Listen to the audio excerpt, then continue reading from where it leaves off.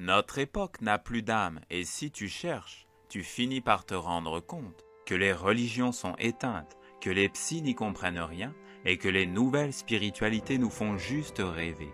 Et après, il y a la télé, la radio, Internet, les sorties, les loisirs, les fêtes, l'alcool, les restos, tout ça. Et après, il n'y a rien. On est content, on se sent bien ou on se sent mal. On est entouré ou on est seul, on est excité ou on est déprimé, mais ça ne change presque rien. Parce que si tu t'arrêtes, si tu fermes les yeux et que tu regardes à l'intérieur de toi, c'est vide. Tu as rempli ta vie avec plein de choses superficielles, mais il n'y a pas d'âme. Tout est dans des objectifs à court terme, tout est dans une vision matérialiste. Et l'harmonie universelle, c'est ce dont on s'occupe quand on a fini de faire tout le reste. Pourtant, tout le monde est d'accord pour dire que la direction de la civilisation est mauvaise, mais personne ne prend la décision qui s'impose. Ce qui est indispensable aujourd'hui, individuellement et collectivement, c'est de changer notre modèle de civilisation. Nous avons besoin d'une civilisation qui intègre l'existence de l'âme, parce que vivre sans son âme génère des compensations sans fin.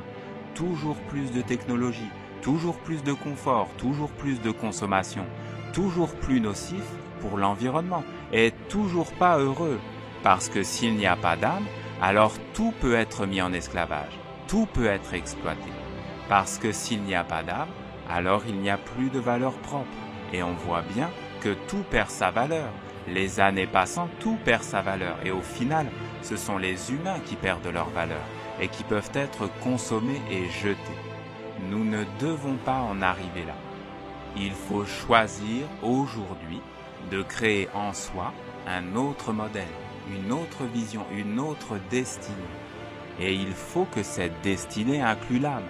Ton âme, c'est toi dans un accomplissement, au-delà de tout ce qui a été mis sur toi de manière culturelle par cette civilisation.